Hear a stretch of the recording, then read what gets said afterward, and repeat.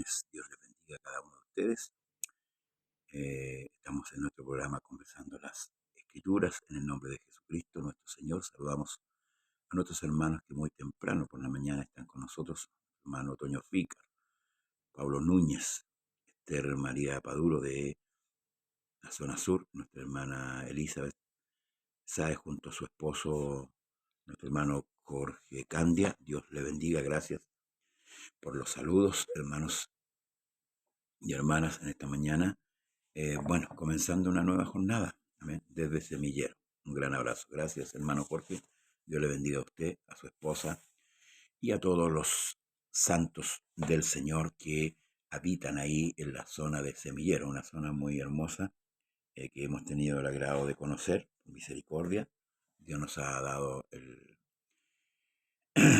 tiempo para ir junto a mi esposa a aquel lugar y conocer más hermanos del nombre de Jesucristo. Así que muchas gracias, hermano Jorge, hermana Elizabeth. Dios le bendiga. Bien, eh, se fueron las fiestas. Amén. Para la gloria del Señor. Estamos una vez más en este día lunes conversando las Escrituras y vamos a seguir el capítulo 5, ¿verdad? El día sábado recorrimos el capítulo 5, los primeros versículos, ¿verdad? Que nos enseñan bastante con respecto a la economía de la iglesia, como nosotros, hermanos, debemos aportar también a la iglesia, ¿verdad? De nuestros bienes, de los cuales hemos recibido de parte del Señor, eh, dejando en claro, ¿cierto?, que en la iglesia, por lo menos en el libro de los Hechos, no aparece, hermanos amados, la, la ley de que la iglesia legalmente tenga que diezmar, sino que hay un mandamiento a ofrendar. Amén. Y esto ojalá que los hermanos que están administrando puedan ponerlo en su corazón y enseñar a la iglesia de una u otra manera a ser dadivosos, ¿cierto?, con Dios. Y tal como el apóstol en el Espíritu del Señor lo enseñó, que debemos dar conforme a lo que propongamos. Dice, de cada uno como propuso en su corazón. Y esto es lo que sucedió aquí con Ananías y Zafira, que ellos propusieron, ¿cierto?, vender esa propiedad, llevar el total, pero en el camino sucedió que robaron y mintieron. ¿Mm? ¿Por qué? Porque sustrajeron una parte. Ellos ya habían propuesto en su corazón. Por eso que el Señor los reprendió, ¿verdad? Y Pedro le dijo, no han mentido a Dios, no han mentido a los hombres, sino a Dios. Ellos mintieron, ¿cierto?, al querer aparentar lo que no era. ¿Mm? Y bueno, dice el verso 17, continuamos con esto. Yo siempre estoy dado a que si alguien quiere hacer alguna pregunta por interno, la podamos hacer, para así que todos aprendamos, hermanos, de las Escrituras. Entonces, levantándose el sumo sacerdote y todos los que estaban con él, esto es la secta de los saduceos, se llenaron de celos. ¿Mm? Esta es la continuación del capítulo 5. Perdón, me salté unos versículos. Aquí cuando muere Ananías y Zafira dice, y vino gran temor sobre toda la iglesia y sobre todos los que lo oyeron estas cosas. Y por la mano de los apóstoles se hacían muchas señales y prodigios en el pueblo, y estaban todos unánimes en el pórtico de Salomón. De los demás, ninguno se atrevía a juntarse con ellos, mas el pueblo los alababa grandemente. Y los que creían en el Señor aumentaban más, gran número así de hombres como de mujeres, tanto que sacaban los enfermos a las calles y los ponían en las camas y en los lechos, para que al pasar Pedro, a lo menos su sombra cayese sobre alguno de ellos. Y aún de las ciudades vecinas, muchos venían a Jerusalén trayendo enfermos, atormentados de espíritu inmundo, y todos eran sanados. El gran apogeo que tuvo la iglesia, Dios bendiga a Majo Romero, María José, Dios le bendiga tanto tiempo. Un abrazo desde acá de Chile a Colombia, amén, Dios le bendiga. El apogeo que tuvo la iglesia primitiva, ¿verdad? Donde Dios, a través de los apóstoles, hacía señales, prodigios y milagros, de tal modo que esto causó un gran revuelo. La gente traía a los enfermos, ¿cierto? Eran sanados, se hacían maravillas, prodigios, milagros, hermanos amados. eh, y muchos se acercaban, ¿cierto? Por la enfermedad al Señor.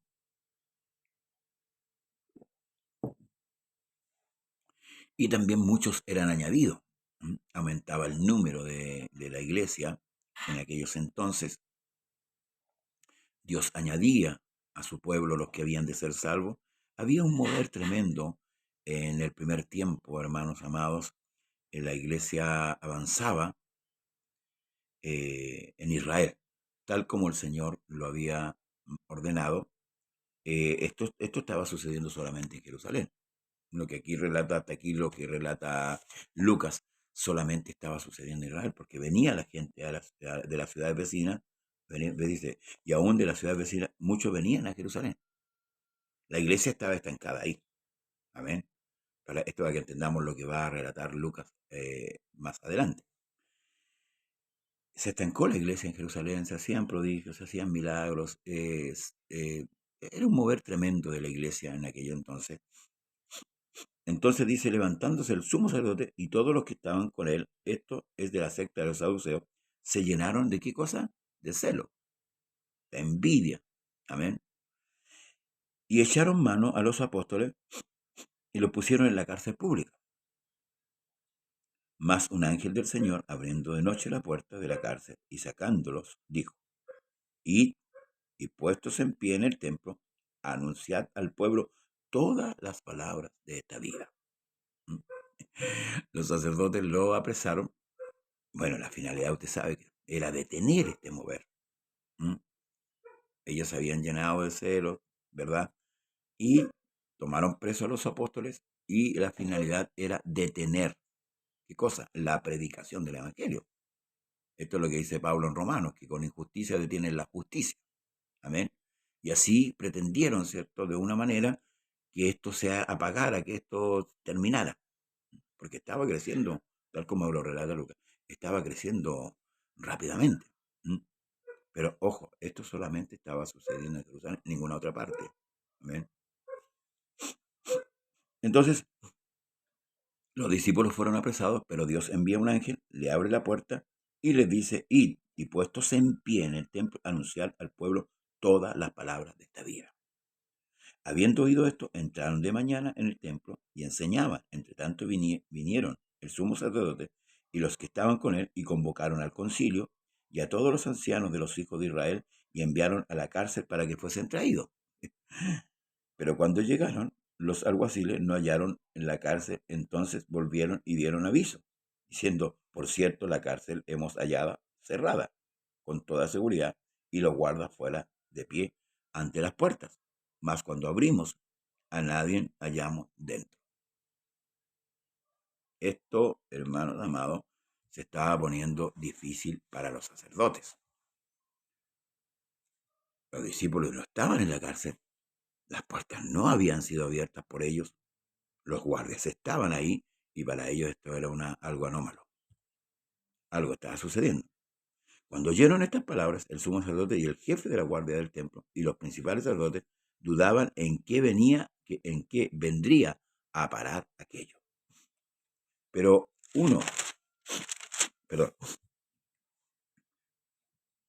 viniendo uno, les dio esta noticia: he aquí los varones que pusiste en la cárcel están en el templo y enseñando al pueblo. Entonces fue el jefe de la guardia con los alguaciles y los trajo sin violencia, porque temían ser apedreados por el pueblo.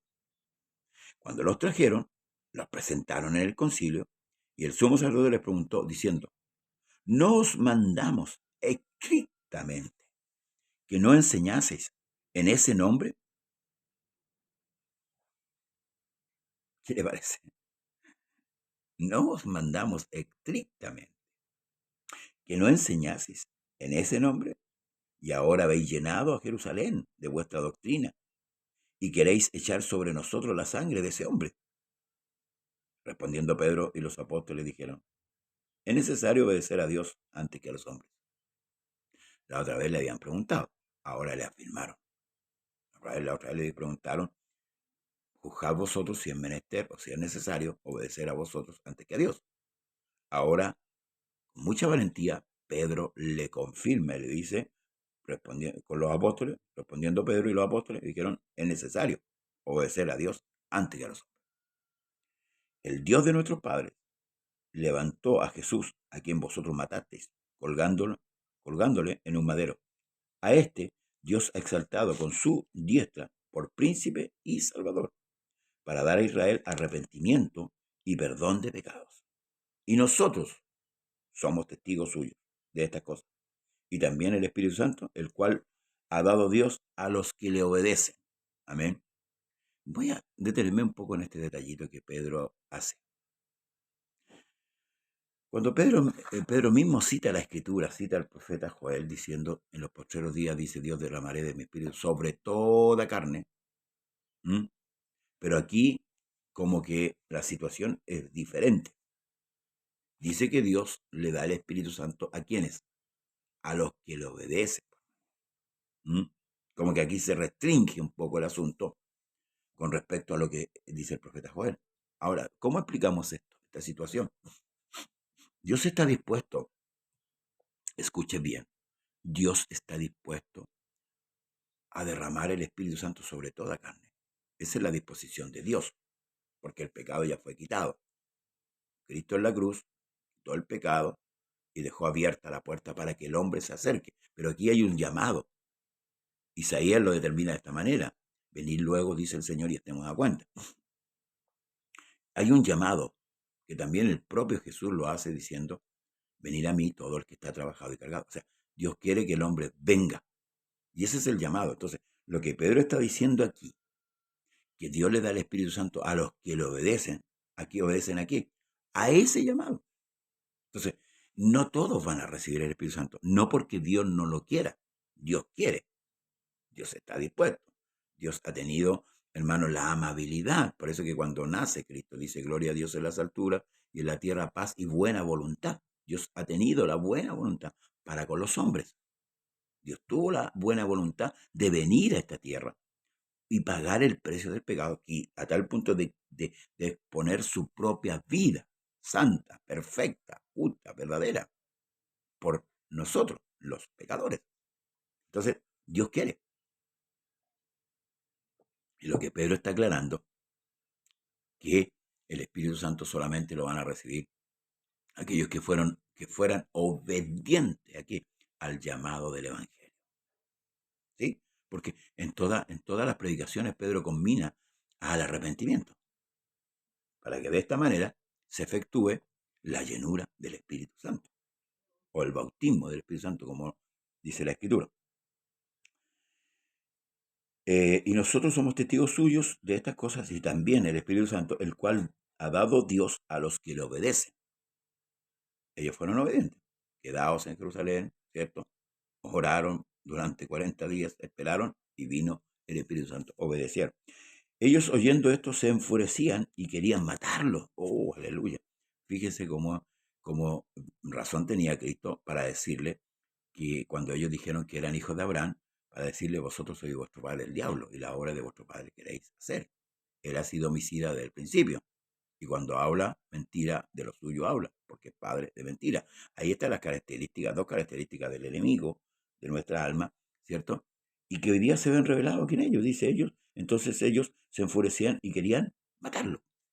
Lo mismo que hicieron con Jesús, para que prevaleciera lo de ellos. Ellos lo único que querían era matar a los apóstoles. ¿Mm? Ese sentir que tenían ellos no venía de Dios, no, de ninguna manera.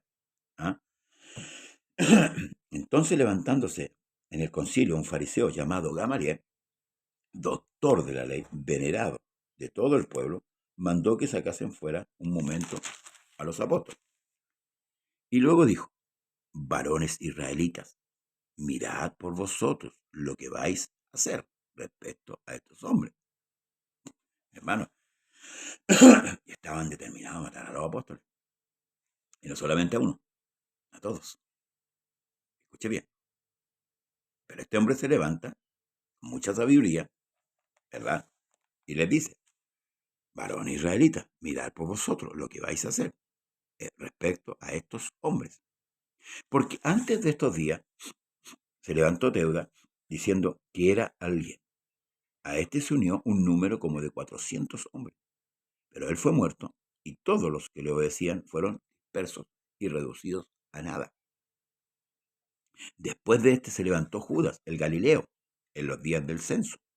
Llevó en pos de sí mucho pueblo. Pereció también él y todos los que le obedecieron fueron dispersados. Ahora os digo, apartaos de estos hombres y dejadlo, porque si este consejo o esta obra es de los hombres, se desvanecerá. Mas si es de Dios, no la podréis destruir. Gloria al Señor.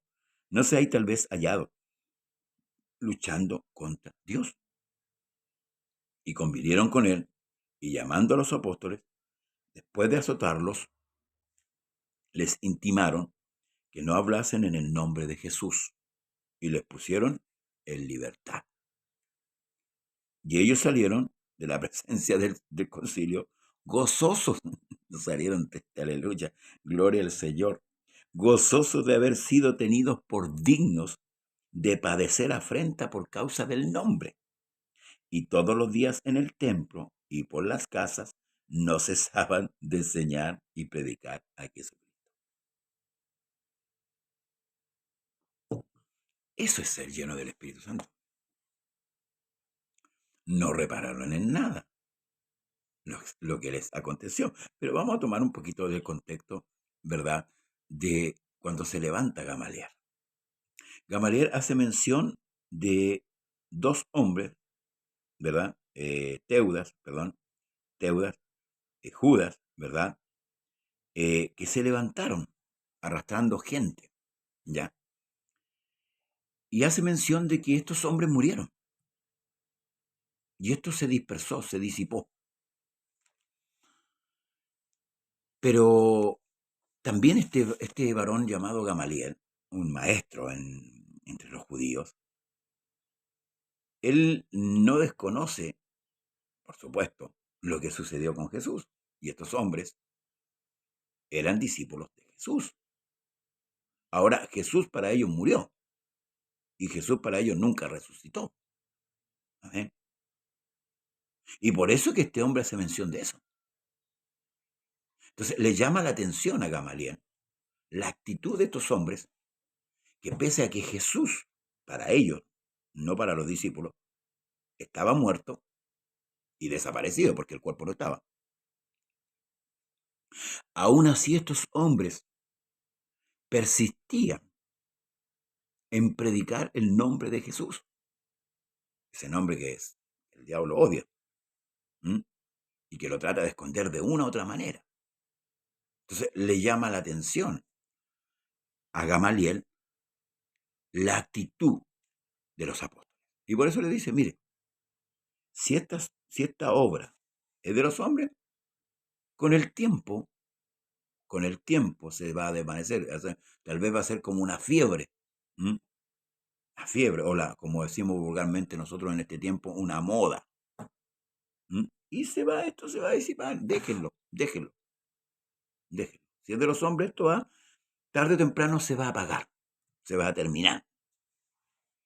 Ahora, si es de Dios, no la podréis destruir.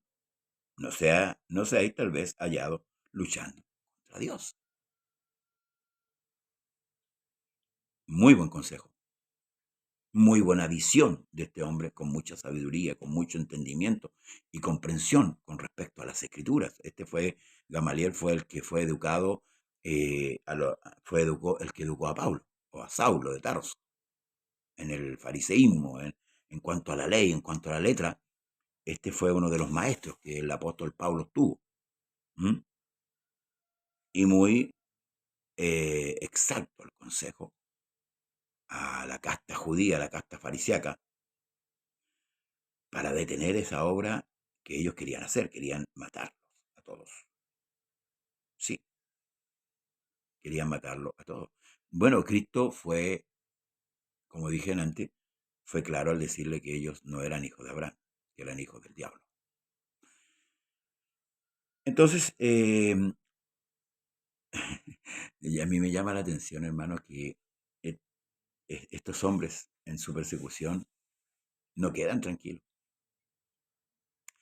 Si bien es cierto, el consejo de Gamaliel fue muy acertado, fue muy sólido, muy real, da a entender que, como decimos nosotros, como que ellos quedaron un poco picados, por decirlo así, por no poder hacer lo que querían hacer. Entonces dice, y convinieron con él, o sea, aceptaron lo que Gamaliel le dijo, y llamando a los apóstoles, mire, escuche, después de azotarlo, les intimaron que no hablasen en el nombre de Jesús y los pusieron en libertad. No quedaron tranquilos con el consejo, sino que tuvieron que llamarlo, amedrentarlo, nuevamente amenazarlo, que no predicasen en el nombre de Jesús, como hoy día muchos ya no hablan en el nombre de Jesús. Y luego los azotan y los sueltan. Pero esto no disminuyó la confianza de los apóstoles, al contrario, dice que ellos salieron de la presencia del concilio gozosos.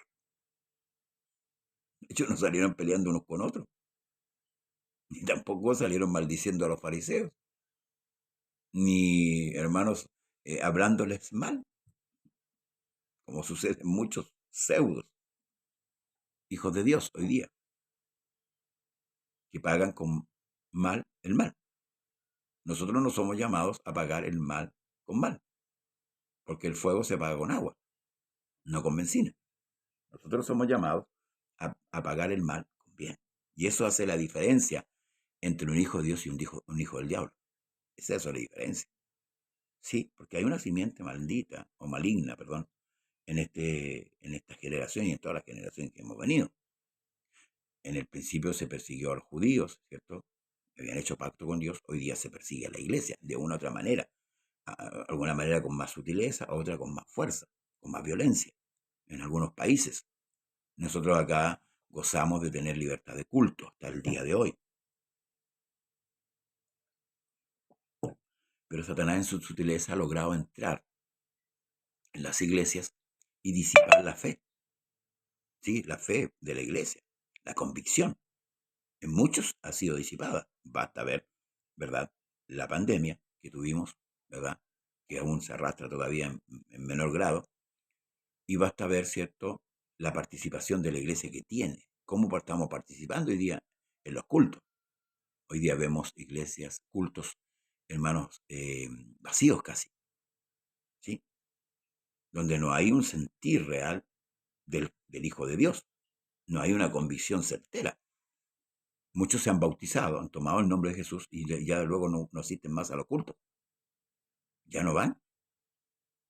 Y que el trabajo, que esto otro, que esto otro, que esto otro. Miles de justificaciones. Eso no da fe, hermano, ni certeza de que usted esté realmente arrepentido o convencido, convertido. No, eso no muestra que usted realmente tiene fe. Usted no se congrega, usted no ora, usted no lee la Biblia. No me dice a mí que el hecho de que usted se bautizó, o sea, a mí no tiene que decirme, perdóneme, al Señor, que usted realmente es un hijo de Dios, porque el que es hijo de Dios obedece a Dios.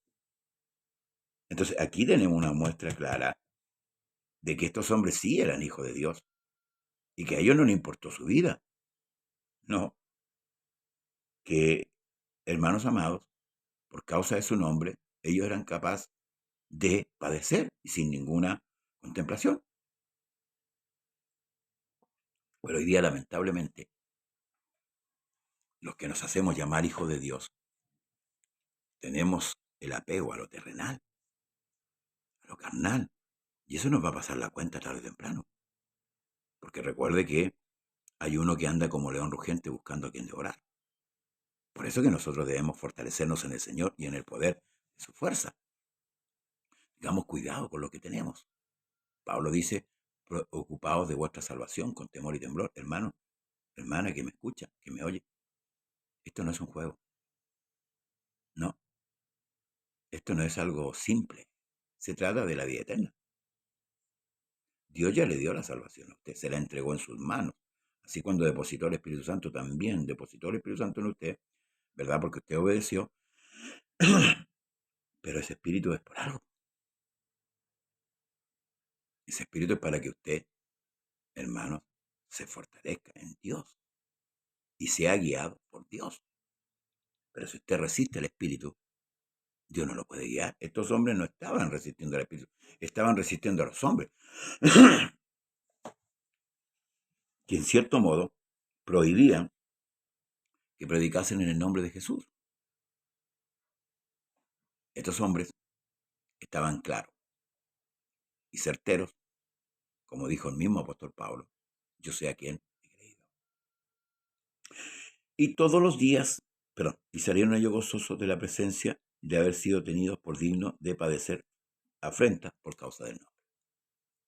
De repente nosotros somos afrentados, pero por nuestra propia causa. Amén. Cuidado. Y todos los días en el templo y por las casas no cesaban de enseñar y predicar ¿a quién? A Jesucristo. Bien, hermanos, damos gloria y honra a nuestro Dios